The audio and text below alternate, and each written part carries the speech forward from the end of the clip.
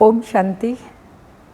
19/8/2023 के साकार अनमोल धारणा युक्त मधुर महावाक्य हैं। मीठे बच्चे, बाप आए हैं सुख शांति की मनोकामना पूरी करने। तुम शांति चाहते हो? अगर शांति चाहते हो तो इन ऑर्गन से डिटैच हो जाओ, अपने स्वधर्म में टिको। क्वेश्चन: पूज्य बनने का पुरुषार्थ क्या है? तुम्हारी पूजा क्यों होती है? आंसर है, पूज्य बनने के लिए विश्व को पावन बनाने की सेवा में मददगार बनो। जो जीव की आत्माएं बाप को मदद करती हैं, उनकी बाप के साथ साथ पूजा होती है। तुम जानते हो शिव बाबा के साथ शालिग्राम रूप में भी पूजे जाते हैं, तो फिर साकार में लक्ष्मी नारायण व देवी देवता के रूप में भी पूजे जाते हो। तुमने पूज्य और पुजारी के रहस्य को भी समझा है। गीत: माता ओ माता तू सबकी भाग्य विधाता। ओम शांति। माताओं को सौभाग्यशाली बनाने वाला जरूर पिता ही है। महिमा तो एक की ही गाई जाती है। सभी का सद्गति दाता एक है, याद भी उस एक को ही करना पड़ता है। यह तो तुम बच्चों की महिमा है। तुम जानते हो, हमको दुर्भाग्यशाली से सौभाग्यशाली बनाने वाला बाप है। भारत सौभाग्यशाली था, फिर भारत 100% दुर्भाग्यशाली बना है। भारत पर ही कहानी है। इन माताओं को सौभाग्यशाली बनाने वाला बाप ठहरा, जिसको तुम बच्चे जानते हो। उनके साथ तुम्हारा योग है। उस बाप को ही याद करते हैं, क्योंकि वही बाप हमको सौभाग्यशाली पद्म भाग्यशाली बनाते हैं। तुम जानते हो उनकी ये सारी रचनाएं हैं। दूसरा कोई मनुष्य इस रचना का और रास्ता का ज्ञान जानते ही नहीं। यह चित्र आदि किसने बनवाए हैं? तुम कहेंगे शिव बाबा ने। किस द्वारा? फिर भी माता व साकार पिता द्वारा कहेंगे। अभी तुम बच्चों की बुद्धि में सारा सृष्टि रूपी झाड़ है। सृष्टि कितनी बड़ी है। वास्को डिगामा ने सारी धरती का चक्कर लगाया। पिछाड़ी में सागर ही सागर है, आकाश ही आकाश है, और कुछ नहीं। यह सब तुमने स्कूल में भी पढ़ा होगा। बाप फिर सब बातें नटशेल में समझाते हैं। तुम जानते हो भारत में 5000 वर्ष पहले बरोबर सतयुग था। सतयुग में सिर्फ भारत था। भारत में भी कितने थोड़े होंगे। अभी तुम कहेंगे हम सूर्यवंशी राजधानी के थे। जमुना के कंठे पर श्री कृष्ण की राजधानी थी, ऐसा गाया जाता है। दिल्ली को ही परिस्थान कहते हैं, तो पहले पहले जरूर कोई की राजधानी होगी। तुम कहेंगे हम सूर्यवंशी राजधानी के थे, बाद में अलग अलग हो जाते हैं। तो प्रभाव वास्तव में जहाँ राज्य करते हैं वहाँ होता है। भारत का बहुत प्रभाव है। ये सब बातें तुम्हारी बुद्धि में टपकनी चाहिए। धारण करना होता है ना। टपकना माना धारणा करना, और फिर किसी को भी सुनाने में सहज होगा, फटाफट सुनाते रहेंगे। शिव बाबा को ही फिर सोमनाथ ज्ञान का सागर कहते हैं। सोमनाथ नाम पुजारियों ने रखा है, असुल नाम है शिव बाबा। शिव किसको कहा जाता है? आत्माओं के बाप को। आत्मा तो बिंदी है। गाया जाता है परम पिता परम आत्मा सुप्रीम सोल। सोल अर्थात आत्मा। आत्मा बड़ी छोटी नहीं होती, एक ही साइज है। सब आत्माओं का और परमात्मा का भी सेम साइज। तो बाप कहते हैं मैं भी इसमें प्रवेश करता हूँ, तो कोई को मालूम नहीं पड़ता, परंतु समझते हैं भ्रकुटी के बीच में वह छोटा सा स्टार है ना, तो कहेंगे मस्तक मणि। मस्तक में मणि है। मणि आत्मा को कहा जाता है। कहते हैं सर्प के मस्तक में भी मणि होती है। ये सब बातें वास्तव में इस समय की है।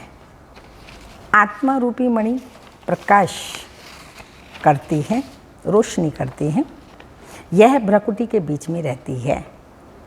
बाप तो तुम बच्चों को रोज रोज नई नई बातें समझाते रहते हैं। मुख्य बात समझानी है और अपने आप में पहले समझनी है। मुख्य बात कौन सी समझनी है और फिर समझानी है? मैं स्वदर्शन चक्रधारी हूँ। तो बाप कहते हैं मेरी जो आत्मा है, जिसको परमात्मा कहते हैं, मैं जन्म मरण रहित हूँ। मैं आत्मा आता जरूर हूँ। निराकार का मंदिर बना हुआ है। आगे यह ज्ञान नहीं था तो जरूर निराकार ने आकर कुछ किया है। निराकार आते ही हैं फैमिली में। गाते हैं ना, तुम माता पिता हम बालक तेरे, तुम्हारी कृपा ते सुख घनेरे। तो बाप आते हैं, वो माता पिता, तो हम उसके बच्चे हैं, तो फैमिली हो गई ना। तो माता पिता आते ही फैमिली में हैं। लक्ष्मी नारायण की आत्मा भी आती हैं, उनको भी शरीर दिखाते हैं। लिंग रूप एक ही शिव का दिखाते हैं। शिव के मंदिर में शिवलिंग के साथ फिर शालिग्राम भी होते हैं। ऐसे नहीं श्री कृष्ण के व लक्ष्मी नारायण के मंदिर में शालिग्राम दिखाते हैं। तो सिद्ध होता है एक बाप के सब बच्चे हैं। आत्मा की भी पूजा होती है तो देवताओं की भी पूजा होती है। रुद्र यज्ञ कहते हैं तो बाप ने यह यज्ञ रचा है। शिव बाबा ने ये यज्ञ रचा है जीव आत्माओं द्वारा। जैसे बाप की पूजा होती है वैसे तुम्हारी आत्मा की भी पूजा जरूर होनी चाहिए। फिर साकार में जो लक्ष्मी नारायण बनते हैं उनकी पूजा होती है। वहाँ वही नाम चला आता है। यहाँ तुम आत्माएं सर्विस कर रही हो इस शरीर द्वारा, इसलिए तुम आत्माओं की पूजा होती है। शिव बाबा कहते हैं मैं भी इनसे बहुत भारी सर्विस करता हूँ, ब्रह्मा द्वारा बहुत बड़ी सर्विस करता हूँ, इसलिए पहले पहले मेरी पूजा होती है। फिर जिन आत्माओं द्वारा सर्विस करता हूँ, सारे विश्व को पवित्र बनाता हूँ, उन्हों की भी पूजा जरूर होनी चाहिए। सबकी पूजा करते हैं। कम से कम लाख शालिग्राम बनाते हैं। सेठ लोग रुद्र यज्ञ रचवाते हैं तो कोई 5000, कोई 10,000, कोई लाख शालिग्राम भी बनवाते हैं। यह है परमात्मा और आत्माओं की पूजा। बाप समझाते हैं तुम आत्मा इस पति शरीर द्वारा सेवा कर रही हो। सबसे जास्ती सर्विस शिव बाबा करते हैं और फिर तुमको तुम्हारे द्वारा कराते हैं। तो तुम आत्माओं की पूजा होती है बाप के साथ। तो पहले पहले तुम्हारी महिमा आनी चाहिए। जानते कोई भी नहीं, न रुद्र को न शालिग्रामों को जानते हैं। जिन्होंने राज्य पाया, अभी तुम राज्य पा रहे हो, पूजा मुख्य की होती है, वह है लक्ष्मी नारायण, जिनकी डिनाइस्टी गायब हुई है। उन्होंने यह भी राज्य कोई की मदद से लिया होगा, तो तुम बच्चों की मदद से राजधानी स्थापन होती है। बड़ी मीठी बातें हैं। नटशेल में बाबा समझाते रहते हैं ताकि धारणा भी कर सको ना। मुख्य धारणा की बात है, मुझ बाप को याद करो। तुम्हारी आत्मा में भी झाड़ और चक्र की नॉलेज है। नंबर 1 सबसे पूज्य शिव बाबा आत्माओं का बाप है, जो तुमको बैठ ऐसा लाइक बनाते हैं। तुम आत्माओं की पूजा होती है। हम पूज्य और पुजारी कैसे बनते हैं सो अब समझते हो। भारतवासी पूज्य और पुजारी बनते हैं। अभी सब पुजारी हैं, फिर पूज्य होंगे। वहाँ फिर कोई पुजारी भक्त नहीं होगा। उन्हों को भगवती भगवान जरूर भगवान ने ही बनाया होगा, लक्ष्मी नारायण को। अब भगवान निराकार है, ये साकार। साकार में ऊंच ते ऊंच लक्ष्मी नारायण हैं, उन्हों को ऐसा बनाने वाला है निराकार। इसलिए निराकार की पूजा होती है। ये सब बातें तुम बच्चों को समझाई जाती हैं। पहले पहले बाप में निश्चय रखना है बरोबर हम आत्माओं का वह बाप है। कोई कहे हे भगवान, हे परम पिता परमात्मा, तो बोलो ये किसने याद किया और किसको याद किया? करने वाला और करने वाले को दो हो गए ना। तो किसने याद किया, किसको याद किया, एकदम पकड़ना चाहिए। तुमको कितने बाप हैं, तुम किसको पुकारते हो, भगवान किसको कहते हो? तो कहेंगे गॉड फादर। तो जरूर दो फादर है ना। आत्मा याद करती है गॉड फादर को। तुम्हारी आत्मा भी है और शरीर भी है। शरीर का तो लौकिक बाप है, आत्मा का बाप कौन है, किसको कहते हो? परमपिता परमात्मा। ये किसने और किसको पुकारा? उस बेहद के बाप का परिचय देना है। ये भी एक युक्ति है, बाबा ने कहा बाबा का परिचय देने की। उनसे ही वर्षा मिलता है, यह भी उनको याद करते हैं। भिन्न भिन्न भाषाओं में भिन्न भिन्न नाम रख दिए हैं। कोई गॉड कहते हैं, कोई परमात्मा, कोई खुदा कहते हैं। सभी धर्म वाले याद जरूर एक को ही करते हैं। वह है सभी आत्माओं का बाप। वर्षा बाप से ही मिलता है। तुम आत्मा उनको पुकारती हैं। तो दो बाप का परिचय देना है, हद का बाप और बेहद का बाप। भक्ति मार्ग में भक्त भगवान को याद करते हैं तो भगवान कहते हैं मैं आता हूँ, आकर के सबको सुख शांति देता हूँ, फिर मुझे कभी याद करने की दरकार नहीं रहेगी। तो पूज्य पुजारी पावन पतित भारतवासी ही बनते हैं, बाकी बीच में और धर्म स्थापन होते हैं। फिर वृद्धि को पाते पाते पिछाड़ी में वह भी सब तमो प्रधान बन जाते हैं। पिछाड़ी में सारा झाड़ आ जाएगा, वहाँ खाली होगा, तब तो फिर वापस जाएंगे। हाँ, परमधाम खाली होगा, सब इस सृष्टि पर आ जाएंगे, फिर जाना शुरू होंगे तो वापस जाएंगे। तो अभी है पतित दुनिया, गाते भी हैं हे पतित पावन आओ। तो जरूर पतित है ना। भारत पावन था, अभी पतित है। शिव बाबा आते जरूर हैं, परंतु कब आया कैसे आया वह भूल गए हैं। श्री कृष्ण नहीं कहते मैं शरीर धारण कर तुमको समझाता हूँ। यह तो निराकार बाप कहते हैं कि मैं इस द्वारा तुमको समझाता हूँ, ब्रह्मा तन में आकर के तुम्हें समझाता हूँ। तो वह अलग हो गया ना।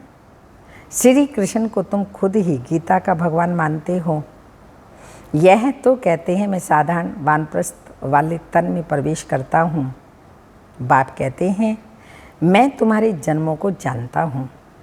शिव बाबा इसमें प्रवेश करते हैं। श्री कृष्ण को भगवान पतित पावन ज्ञान का सागर कह नहीं सकते। बल गीता हाथ में उठाते हैं, फिर भी कहते हैं पतित पावन, सब सीताओं का राम। राधे का कृष्ण नहीं कहते। राम अर्थात पतित, आत्माओं को पावन बनाने वाला परम पिता परमात्मा। त्रेता का राम कहें तो उनसे ऊंच तो लक्ष्मी नारायण हैं, फिर उनका नाम क्यों नहीं लेते? परंतु नहीं, है बात परमात्मा की। हेवनली गॉड फादर निराकार को ही कहेंगे। लिबरेटर गाइड बाप को ही कहते हैं। क्राइस्ट थोड़ी सबको लिबरेट करेगा, किसी का भी नाम नहीं ले सकते सिवाय निराकार शिव बाबा के। किसी का भी नाम नहीं ले सकते। वही बाप आकर के सभी को दुखों से लिबरेट करते हैं। बाप ही आकर दुखों से लिबरेट करते हैं, वही फिर गाइड बनते हैं। कहते हैं मैं तुमको रास्ता बताता हूँ। तुमको बाप ने आकर अपना परिचय दिया है। तुम्हारा यह है ईश्वरीय जन्म। तुमको शिव बाबा से शक्ति मिलती है। तुम्हारा है साइलेंस बल। उनका है साइंस बल। यह बुद्धि से काम लेते हैं। उन्हें साइंस घमंडी कहा जाता है, जिससे विनाश करते हैं।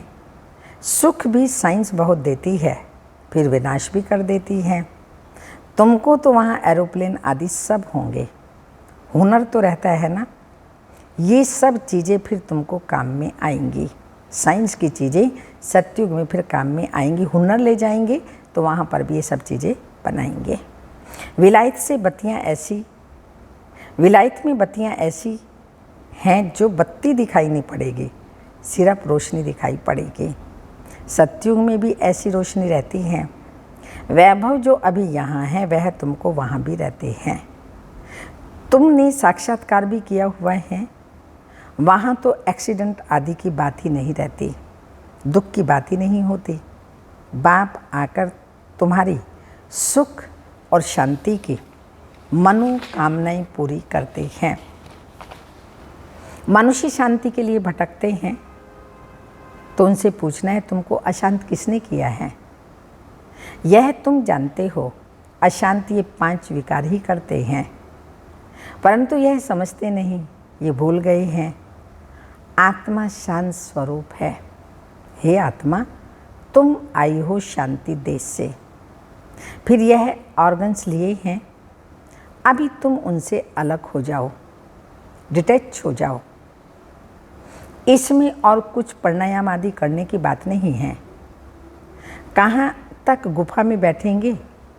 आत्मा कहती है मैं इन ऑर्गन से डिटैच हो जाती हूँ क्योंकि मैं थक गई हूँ, अभी इस शरीर को भूल जाती हूँ।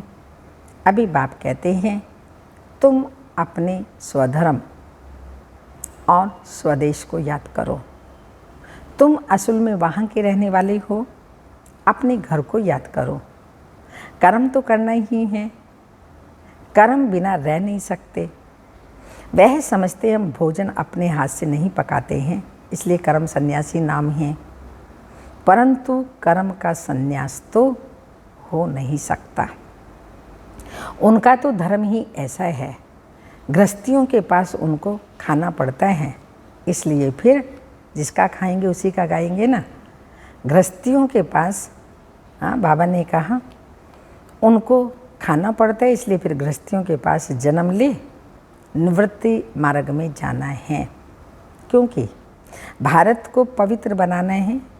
भारत में ही प्योरिटी थी, सब प्योर थे, अब सब पतित है। तो बाप बैठ ये राज समझाते हैं, फिर कहते हैं बच्चे और कुछ नहीं करो, सिर्फ बाप को याद करते रहो तो तुम्हारे विक्रम विनाश हो जाएंगे और तुम मेरे पास चले आएंगे। ड्रामा पूरा होना है, सतो रजो तमो से पास होकर अब सबको वापस जाना है। ये 4 स्टेजेस सभी को क्रॉस करनी है। सतो प्रधान, सतो रजो तमो, फिर वापस सभी घर जाएंगे।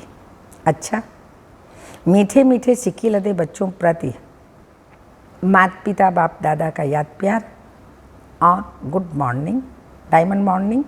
रूहानी बाप की रूहानी बच्चों को नमस्ते। हम रूहानी बच्चों की रूहानी माता पिता बाप दादा को याद प्यार, गुड मॉर्निंग, डायमंड मॉर्निंग, ओम नमस्ते। धारणा के लिए मुख्य सार हैं, स्वयं को इस शरीर में भ्रकुटी के बीच चमकती हुई मणि समझना है, स्वदर्शन चक्रधारी बनना है।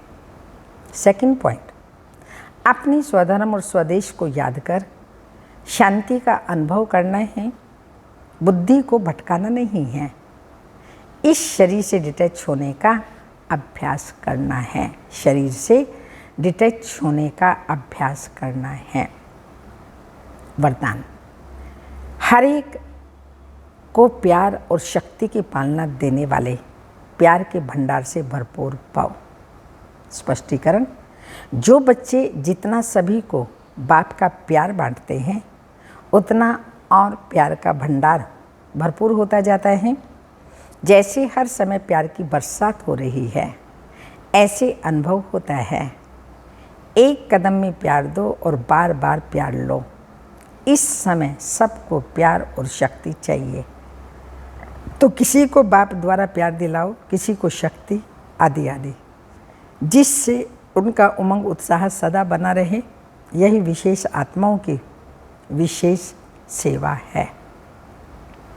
स्लोगन: जो मायावी चतुराई से परे रहते हैं वही बाप को अति प्रिय हैं। जो माया की चतुराई से परे रहते हैं वो बाप को अति प्रिय हैं। अव्यक्त इशारा है आज का। योग को ज्वाला रूप बनाने के लिए सेकंड में बिंदी स्वरूप बन मन बुद्धि को एकाग्र करने का अभ्यास बार बार करो। स्टॉप कहा और सेकंड में व्यर्थ देह भान से मन बुद्धि एकाग्र हो जाए, ऐसी कंट्रोलिंग पावर सारे दिन में यूज करो। पावरफुल ब्रेक द्वारा मन बुद्धि को कंट्रोल करो। पावरफुल ब्रेक द्वारा मन बुद्धि को कंट्रोल करो। जहाँ मन बुद्धि को लगाना चाहो वहीं सेकंड में लग जाए। ओम शांति।